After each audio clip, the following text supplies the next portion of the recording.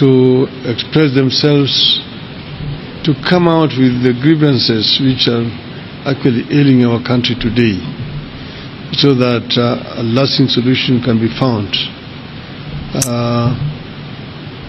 Because of restrictions of resources or limitation of resources, we've agreed that everybody else will bear the cost of coming to this meeting. But we want it to be a really very engaging conversation on the way forward, so that we deal with fundamental issues that are affecting our society today. Hello guys, welcome to my channel. My name is Shalom. In case you're seeing my face for the very first time, kindly smash that like button, subscribe to my channel if you have not, and let's move right into today's video. We are going to be talking about Raila Odinga in accordance to President Ruto's government. So if you don't know what has been going on, there is this Kenyan protest that has been happening from the earlier part of this month to the later part of last month. In fact, I can even still say the protest is still going on because some youth are still angry. Some are still going out one by one, little by little, to just protest because the president has refused to meet. I think they have more than 14 demands that the Kenyan Gen Zs, the Kenyan youth, are asking of him right now. Even though he has been making bold steps to grant their demands, but the Kenyan Gen Zs, the Kenyan Gen Z are still insisting that he is not doing what they ask of him. For example, now he has dissolved his cabinet, he has removed the office of the first lady, he has cut off the funding, then he removed 41, I think, head of ministries or ministries that has overlapping functions and roles. He has been doing a lot of things, has been carrying out some steps. He's involved in a meeting with maybe some prominent Kenyan Gen Zs that are protesting because I don't want to say leaders right now, because the Kenyan Gen Z says they are leaderless, they are tribalist, and they are religionless. So I don't want to mention Kenyan Gen Z's leader, but the prominent ones, maybe the recognized ones, the ones that maybe spearheaded the event, the protest and all of that. He has been meeting with them, even though they refuse to shake hands with him and stuff like that. During the Kenya's presidential election, I held a live stream that there were two main candidates, Raila Odinga and President Ruto, which the president won. That President Ruto is currently the president. So in my mind, I was like, okay, since they were bottleneck to bottleneck, the competition was really stiff. In fact, nobody knew who will win that election until it was announced. Until now, some people still don't accept President Ruto as the president. They thought maybe he bribed his way to the government and stuff like that. They thought he was assisted by the American government. They even still call him the Western puppet and stuff like that. So lot of people that are saying this, they are of Raila Odinga's camp. Till now, some of them don't accept President Ruto.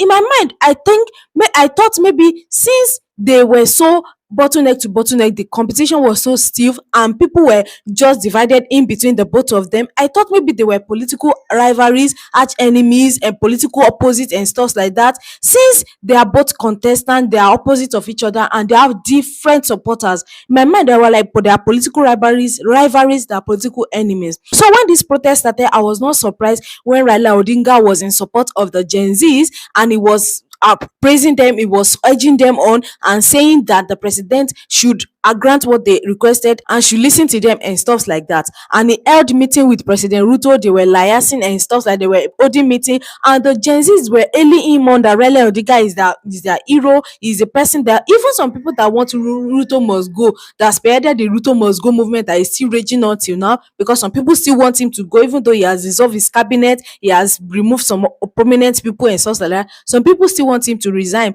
Those people that want him to resign, they have it in mind that he will resign, then Raila Odinga will step in. So is baffling to them, is like a betrayal to them when that same Raila Odinga that was in support of them, he even made a tweet out of this thing now that made the Kenyan Gen Z angry with him. I'm going to be leaving the tweet here, maybe you should see it. When I can't read it in Swahili, but when they interpreted it, it turns out that he was rebuking the Gen Zs for not accepting the handshake of the president. And he knew that the Gen Zs, when the president wanted to meet with them, they said they are not meeting, there is no dialogue, that he should just do what they wanted, which was 14 requests that I saw online that the Gen Zs are requesting from the president, and he's not doing them. So Raila Odinga was now advocating, has now in turn turned around to start advocating for dialogue, and he knew that Kenyan youth are really, really angry right now. And a lot of people were like, they were not expecting him to start fighting for Kenya because he's an old man and stuff like that. Me, I thought he would not even support whatever President Ruto was doing, but he turned around to maybe backstab, I don't know the words to you, maybe backstab the Kenyan Gen Z. He made a speech that they should embrace the president, they should allow for dialogue and stuff like that. Now, just a few hours after the ODM party called off the protest by the Gen Z, after yesterday he had a meeting with President William Ruto calling for a nationwide dialogue. Now, Raila has just made an unexpected twist turn following his meeting with President Ruto yesterday. Now, you remember now that Raila came under so much scrutiny for trying to represent the Gen Z, because the Gen Z in their movement, they have retained that they have no leader and they have no person who should speak out for them. So after that statement, a lot of backlash has come upon him. They were saying that they are birds of the same feather and stuff like that. And there's some conspiracy theories that people are coming up with. They said it's because Raila Odinga is looking at a post at UN or OAU or something like that, and he needed the vote of President Ruto to win that appointment, or to win that post from UN or OAU. I'm not sure about the two now. So he's just supporting whatever Ruto is doing, because as a president he will need the vote of maybe President Ruto in the OAU or the UN for them to appoint him for that appointment or stuff like that. So I don't know why a lot of backlash has started coming to him. Even some of his supporters right now have started to rebuke him. What do you think? Do you think that he has been a betrayer to the Gen Zs, or do you think he's working in his own interest, or do you think as an elder statesman he has seen that there's no point fighting and bickering with the government, with President Ruto, since he's taking steps to ensure that there is a better governance and all that? There should be an allowance for mediating. There should be an allowance for dialogue. You know how Gen Zs can be. Once they go at something, I can even say they're emotionless at this point. They keep going at it. They keep going at it until the extreme. They don't want to hear what you want to say. They don't want to care. But as an elder statesman, he has been in politics for so long. He has contested several times. I don't think he has ever lost an election except the one he lost with this Ruto.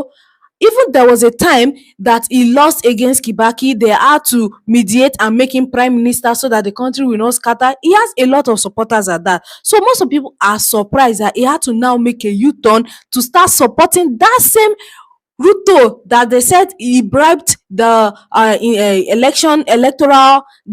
bribed the electoral commission to make him president. So what are your thoughts? This is just interesting. I came across this. So what do you think about the set of people that are saying that he betrayed the Gen Z? Do you think it's right that they should allow for dialogue at this point? That's the end of today's video. I'm going to be wrapping it up here. If you have not liked this video, please like it, share to your friends, and share. Let us have opinion down in the comment section. Thank you so much for watching, and see you guys in my next video.